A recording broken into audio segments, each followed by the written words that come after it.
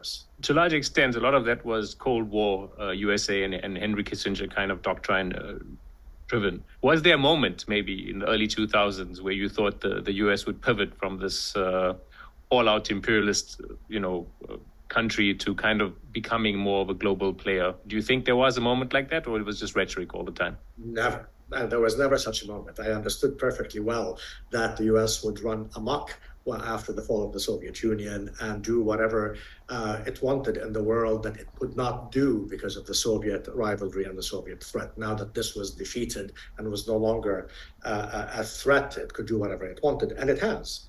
I was not disappointed in my expectation. Given all that you've seen and read and understood about atrocities and global power, to what extent does what you've seen in the last year still shock you?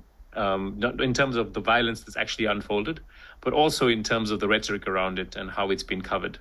And what do you think this all kind of means? Listen, I mean, the U.S. alone has been responsible for the murder of around 25 million people since World War II around the world, through its wars of proxy wars, etc. So, and all of these atrocities have been covered up by the Western media, very, very well. Yes, there is a difference that now this genocide is being live streamed, given it's taking place at a time when the social media is everywhere. So perhaps it is different from wars that killed hundreds of thousands in Central and Southern Africa in the 60s and the 70s and the 80s, or that killed millions in Vietnam, Cambodia, and Laos, or in Indonesia in 65. And so if in those times there was sort of an anti-US media, perhaps spearheaded by the opposite camp, the Soviets, and the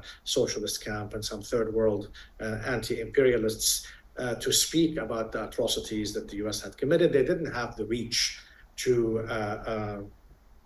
in the West to reach sort of Western audiences and the Western populations. Today, it seems to me the live streaming of the genocide on social media has reached these populations in ways that nothing, Soviet propaganda could not, or counter American propaganda could not during the Cold War.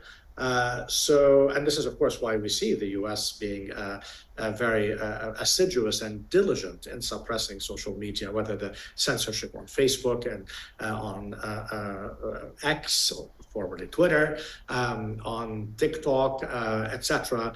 They're ongoing, in addition, of course, to the formal censorship in the major U.S. propaganda arms and major newspapers whose editors have instructed their writers not to use certain words like Palestine or refugees or refugee camps, about which I've written before to Middle East Eye. For me, it is that is interesting. That is an interesting sort of transformation, that people could ostensibly have access to information that counters the propaganda that is being put out by the U.S. propaganda industry or its European allies' propaganda industry.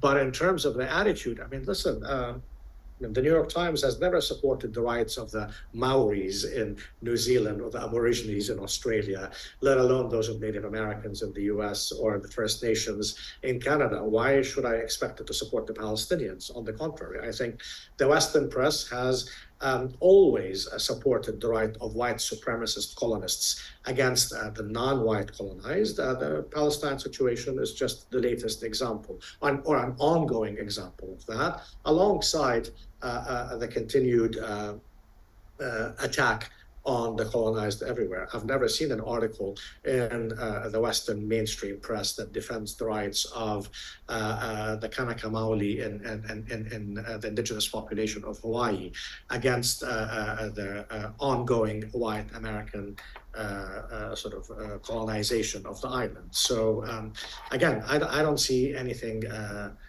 out of the ordinary in this coverage. So it's a normal propaganda effort. Given, what you said earlier on about decentralized information, social media, demographic changes everywhere, for how long do you think they could keep this up? For how long do you think the New York Times can still give instructions to its reporters not to use refugee and Palestinian, and given that there's so much more information out there now? As long as it takes. Professor Joseph Massad,